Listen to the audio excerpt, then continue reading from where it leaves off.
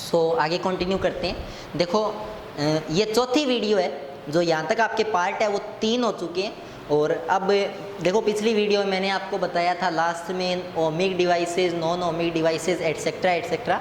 ये जो आपका लेक्चर होगा ये उतना मतलब आप स्किप भी कर सकते हो अगर आपको नॉर्मल चीज़ें आती है तो। इनके अंदर मैं आपको नॉर्मल छोटी छोटी डेफिनेशंस बताऊंगा। और इसके अलावा जो चैप्टर है वो यहाँ पे आपका थोड़ा सा मतलब एक आप ये बोलो कि यहाँ पे चैप्टर थोड़ा सा आपका डल हो जाएगा, ठीक है। तो थोड़ा सा इंटरेस्ट लेके पढ़ोगे तो ज़्यादा बेटर रहेगा, ठीक है। सुनो भी छोटी छोटी चीज़ें। एक तो ये सुनो, रेजिस्टेंस मैं आपको पहले ही करा चुका था।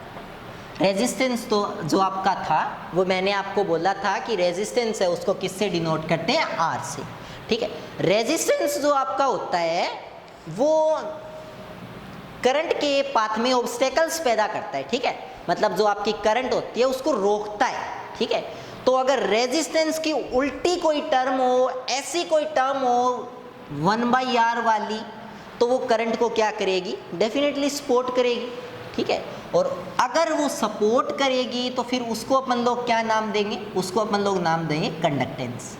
और कंडक्टेंस जो आपका होता है उसको अपन लोग किससे शो करते हैं, सिग्मा से शो करते हैं, ठीक है। तो ध्यान रखना, आपको पूछ सकते हैं कि डिफाइन कंडक्टेंस। तो कंडक्टेंस आपका क्या होता है, reciprocal of resistance is called conductance. Conductance को आप किससे दिखाते हो, इसको आप दिखाते हो 1/R से। और इसका जो यूनिट है वो क्या होगा, देखो रेजिस्टेंस का यूनिट होता है ओम, OHM, तो इसका यूनिट होगा MHO। इट इज जस्ट उल्टा ऑफ रेजिस्टेंस। आगे अगर देखें नेक्स्ट एक चीज़ और सुनो। एक जो आपका ओम था, मतलब जो साइंटिस्ट ओम था, उसने कुछ एक्सपेरिमेंट्स किए थे। उसने क्या एक्सपेरिमेंट किया, उसने पहले 1 मीटर का एक वायर लिया, ठीक है। फिर उस वायर का उसने रेजिस्टेंस नापा, तो मान लो उसको रेजिस्टेंस मिला उस वायर का 1.5 ओम। फिर उसने 2 मीटर का वायर लिया, तो उसने ये ऑब्जर्व किया कि 2 मीटर वाले वायर का जो रेजिस्टेंस था वो 3 ओम था। कहने का मीन समझ रहे हो, उसने वायर की लेंथ को डबल किया तो रेजिस्टेंस भी क्या हो गया, डबल हो गया। ये चीज़ मैं कोई फॉर्मूले से नहीं बता रहा हूँ, ये चीज़ एक्सपेरिमेंशियली है। जॉर्ज साइमन ओम ने जब एक्सपेरिमेंट किया तो उस एक्सपेरिमेंट से उसको पता चला कि जो रेजिस्टेंस है वो लेंथ के आपका क्या होता है, वो लेंथ के आपके डायरेक्टली प्रोपोर्शनल होता है। तो हम लोग फ्रॉम ऑब्जर्वेशन या फ्रॉम एक्सपेरिमेंशियल डेटा हम लोग ये कह सकते हैं, क्या कह सकते हैं, हम लोग कह सकते हैं जो आपका रेजिस्टेंस है वो लेंथ के आपके डायरेक्टली क्या होता है, प्रोपोर्शनल होता है, ठीक है। ये आप डायरेक्टली देखते हो भी, ठीक है। जनरल लाइफ में भी आपका होता है, जितना आप वायर का लेंथ ज़्यादा लोगे उतना ही रेजिस्टेंस ज़्यादा होगा, ठीक है। अगर मैं आपको दूसरी चीज़ बताऊँ तो उसका एक उल्टा एक्सपेरिमेंट और किया। जब जो जॉर्ज साइमन ओम था उसने पहले क्या किया, एक पतला वायर लिया, उसका रेजिस्टेंस नापा।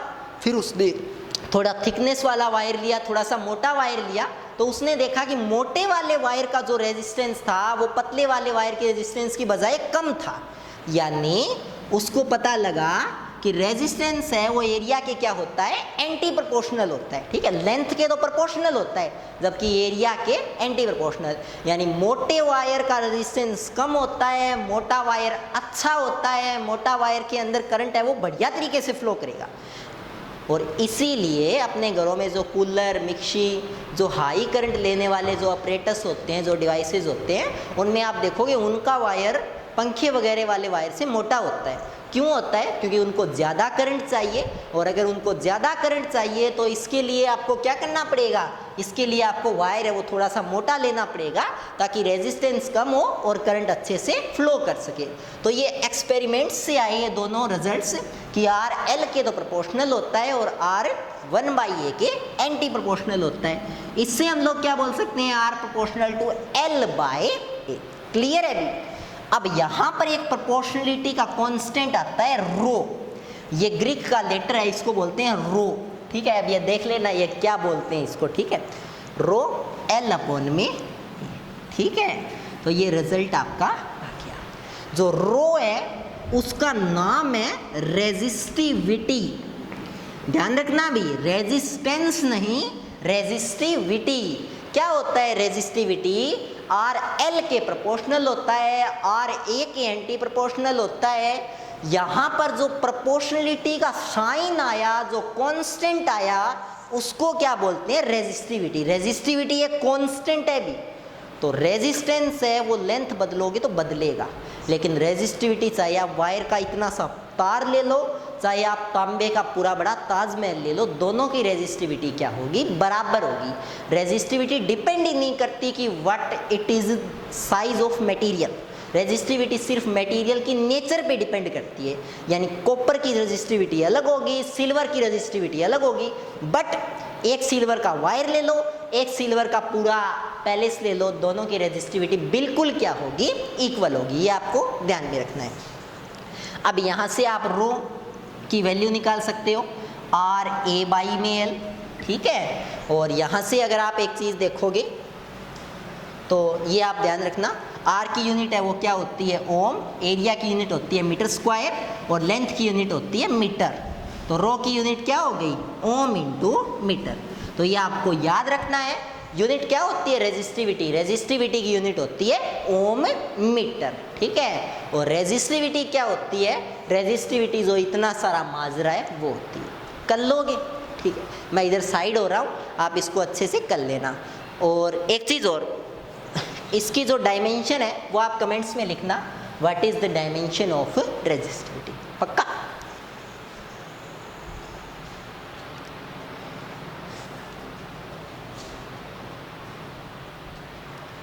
ठीक है, अभी आगे देखते हैं।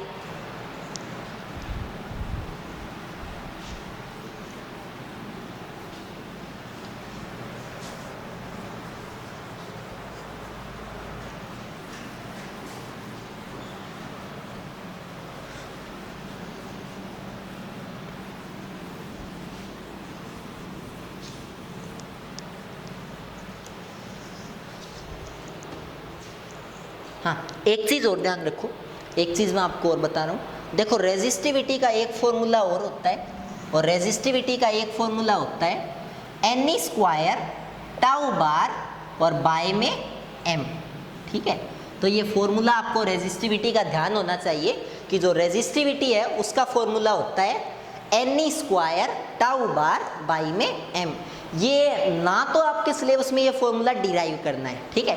अगर आपको ये फॉर्मूला डिराइव करना देखना है तो आप कमेंट्स में इन्फॉर्म कर देना, मैं एक पूरी वीडियो इस पर जनरेट कर दूंगा कि ये फॉर्मूला आया कहाँ से, और वैसे आपको ये याद रखना है, ठीक है।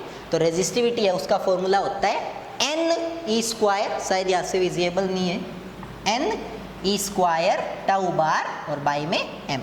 ये होता है आपका किसका फॉर्मूला? रेजिस्टिविटी का फॉर्मूला। अब आप एक बार दोबारा सोचो, रेजिस्टेंस का उल्टा क्या था? कंडक्टेंस, जिसको हम लोग किससे डिनोट कर रहे थे? जिसको अपन लोग डिनोट कर रहे थे सिग्मा से। तो वैसे ही रेजिस्टिविटी का उल्टा क्या होगा? कंडक्टिविटी। और कंडक्टिविटी फिर क्या होगा?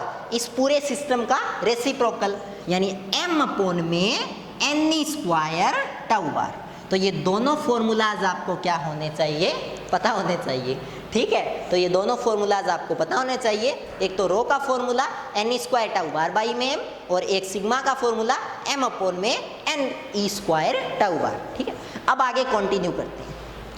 एक टॉपिक है आपके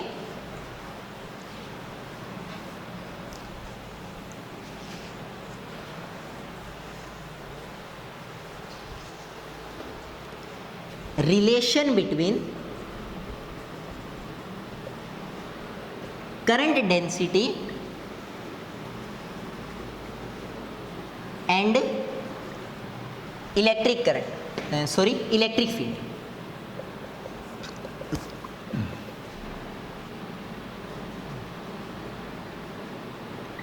सुनो, देखो, आप एक फॉर्मूला पढ़ के आए थे, मतलब ये रिलेशन हमने डिराइव भी किया था, एन ई ए टी। इस ए को इधर ले जाओ, इस ए को अगर इधर लेके जाओगे तो आई आपका क्या आएगा?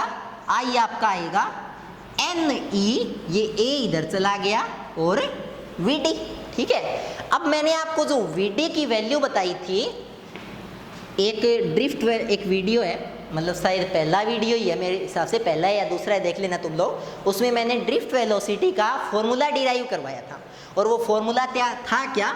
वो फॉर्मूला था ई टाउ बार और बाय में एम।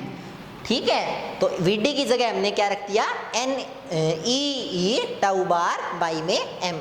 आई बाई ए क्या होता है, जे होता है, एन ई आगे भी ई स्क्वायर टाउ बार और बाई में एम, और क्या बोल रहा हूं मैं, ई।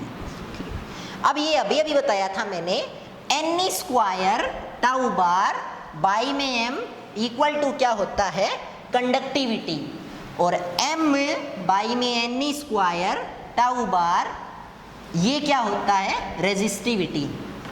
एक मिनट भी देखो, एक चीज सुनना, ये आप चेक कर लेना, यहाँ जो मैंने लिखा है, अब जो मैंने फॉर्मूला लिखा है वो बिल्कुल सही है। तो हो सकता है शुरू में मैंने दोनों को उल्टा बोल दिया होगा, बट कर लेना तुम लोग इतना, ठीक है। ये अब जो लिखा है ये बिल्कुल सही है। तो ये जो n square tau bar by में एम है, इसकी जगह अपन लोग क्या लिख सकते हैं, सिग्मा, और आगे अपन लोग क्या लिख सकते हैं, ई। तो ये फॉर्मूला, ये रिलेशन आपको अच्छे से डिराइव्ड होना चाहिए, पता होना चाहिए कि J इज इक्वल टू क्या होता है, J इज इक्वल टू होता है सिग्मा ई। ये दो नाम से पूछ सकते हैं, it is very very important topic. एक तो आपको ये इस नाम से पूछ सकते हैं कि relation between current density and electric field, और दूसरा ये आपको एक नाम से और पूछ सकते हैं, ओम लॉ इन अनदर फॉर्म। ठीक है भी, एक ओम लॉ की फॉर्म थी वो आपने सीख ली, कौन सी थी, V is equal to R आई।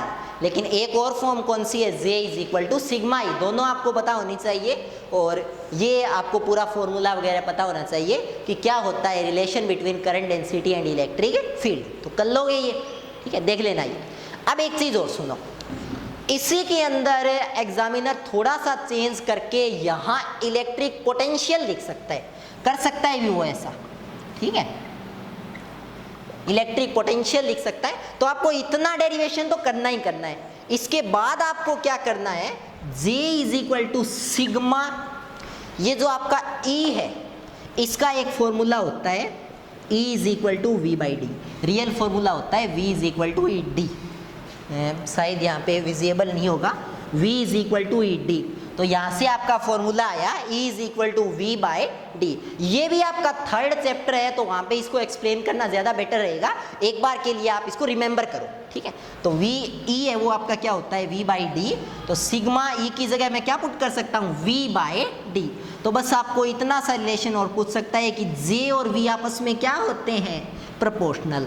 तो ये डेरिवेशन मोस्ट इंपॉर्टेंट है, ये आपको तीन नाम से पूछ सकता है, relation between current density and electric field, दूसरा आपको पूछ सकता है ओम लॉ इन अनदर फॉर्म, और तीसरा आपको पूछ सकता है relation between current density and electric potential. तो तीनों तरीके से आपको ये डेरिवेशन आना चाहिए, 3D में आपको क्लियर होना चाहिए, कर लो, ठीक है। तो आप इसको अच्छे से नोट करो, मैं आपको पूरा बोर्ड है उसकी विजिबिलिटी देता हूँ।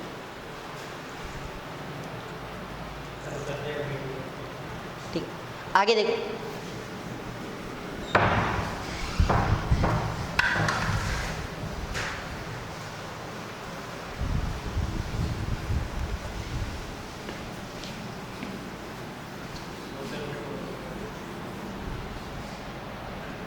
चलो ठीक है भैया, आज इतना ही करते।